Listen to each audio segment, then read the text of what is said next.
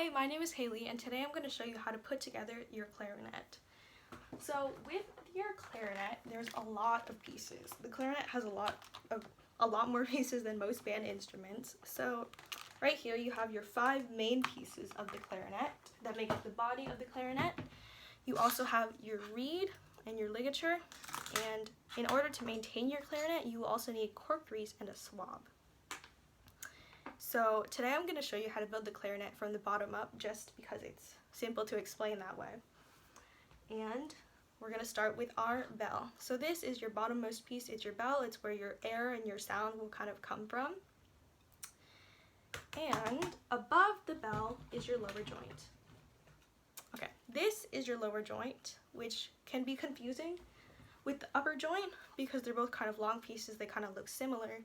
But the way you can tell the difference is that the lower joint doesn't have a cork at the top, whereas the upper joint does. And also the lower joint is a little bit taller than the upper joint.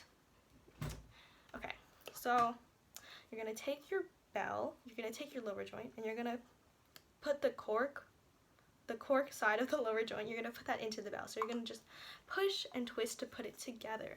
Now, if you have a new clarinet or you have an old clarinet that you haven't played in a while, what can happen is these corks in the clarinet can kind of get dried out, and it can be hard to put your clarinet together.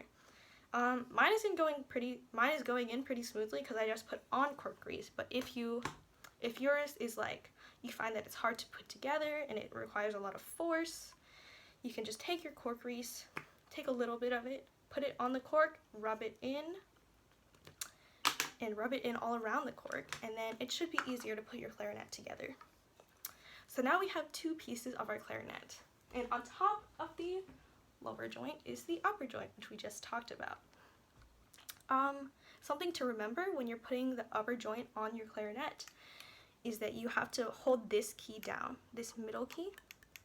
You have to hold it down while you're putting it together, and that is because if you can see here, when I press down this key, this piece of metal kind of goes out, but if I leave it up, it stays closer to the clarinet. So when you have the lower joint, there is this pad here, and if you're not holding this key down, the metal will kind of scrape against the pad, which is why you have to hold it down so that this piece of metal goes away from the clarinet and it's pretty far away from the pad. And I don't know if you can tell, but this pad is actually, it's been replaced because my pad fell off of my clarinet because I was not holding down this key. So make sure you hold down that key so you don't have to replace your pad. Okay, so we're just going to do the same thing here. We're going to push and twist, but make sure to remember to hold down this key. And here you actually have to think about the alignment of your clarinet. So you're going to want these 2 pieces of metal right here. When you're looking at it, you want them to be right on top of each other, so it's kind of like a straight line. And mine is slightly off, so I'm going to fix that. If it's not perfect, that's okay, but you want it to be as close as possible so that when you're playing the clarinet, your wrist doesn't get too much strain on it. And it's also easier for your fingers if you're having them go in a straight line. Okay. So the next piece on top of that is the barrel. This is your barrel, and there's 2 sides to it. They kind of look the same, so what you have to do is look at it from the side and see where the larger hole is. So this is where the larger hole is, so this is what's going to go on top of our upper joint. So we're just going to do the same thing. We're going to push and twist, and if you need cork grease, you can also put it on this part of the upper joint, okay? And then after that, our last main piece is the mouthpiece of the clarinet. So obviously if you need cork grease, you can put it here. And all you have to do is just push and twist like the rest of the pieces. Okay, so when you have your clarinet all put together, now you have to make sure everything is aligned. So mine is like pretty well aligned right now, but you're gonna have to make sure to have this hole in the mouthpiece. It shows you where the center of the mouthpiece is. You want that to line up with this key right here, this finger hole, and this thumb rest. So you want all of that to kind of make a straight line and make sure your clarinet is aligned that way. Okay, so now we have the 5 main pieces of the clarinet. And now we're going to put on the reed and the ligature. So when you're first starting out on the clarinet, there's going to be a lot of reed choices.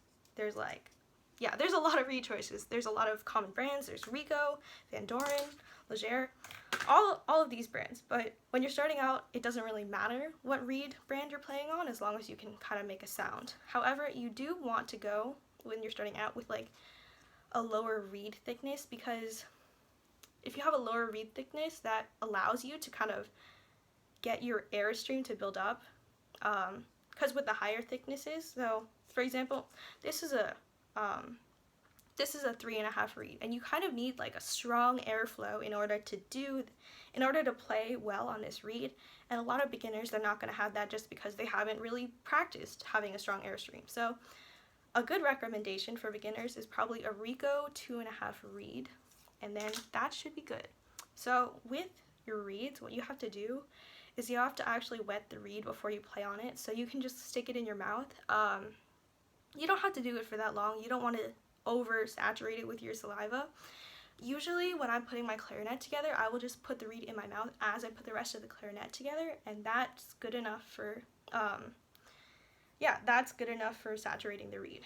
I'm not going to do that today because I actually don't have to play the clarinet today. I'm not going to be playing it in this video. I'll just show you how to put it on. Okay, so we're going to align the reed with this hole in the mouthpiece that we were talking about earlier. And then we're going to put the ligature on top.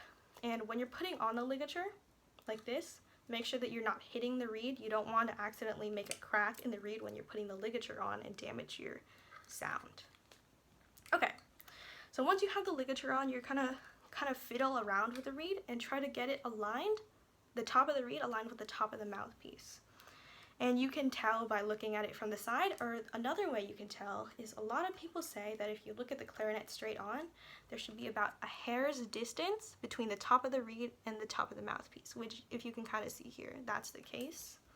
So once you have your reed aligned, you're going to take your ligature and tighten it with righty-tighty, lefty-loosey. That's what I learned in elementary school. And you also want to make sure that your ligature is not too low, so you don't want it to be below the bottom of the reed, but you also don't want it to be above this little line in the reed. You want it to be somewhere in the middle. And that is how you put together your clarinet. And I'm not going to play the clarinet today, but I'm also going to show you what you have to do after you finish playing the clarinet.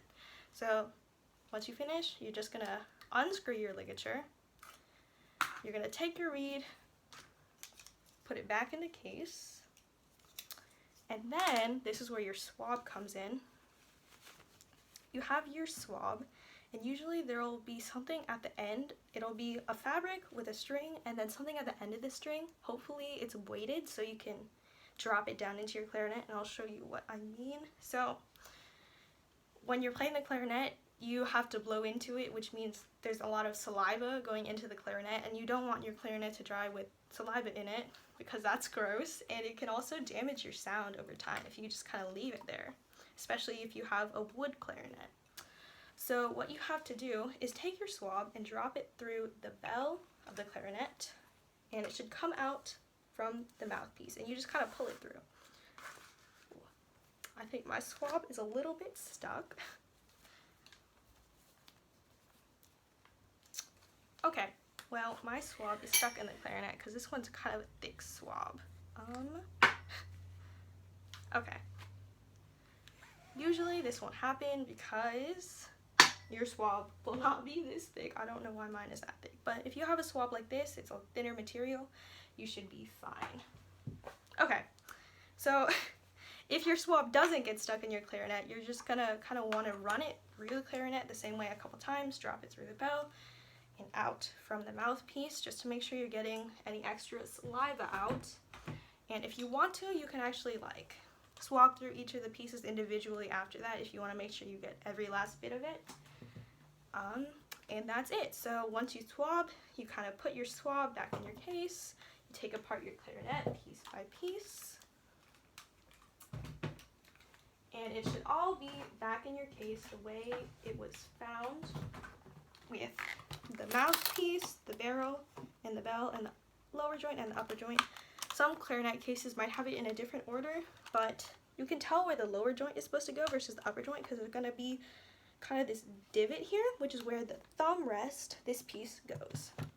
So yeah, that's it. That's how to put together and take apart your clarinet. Thank you.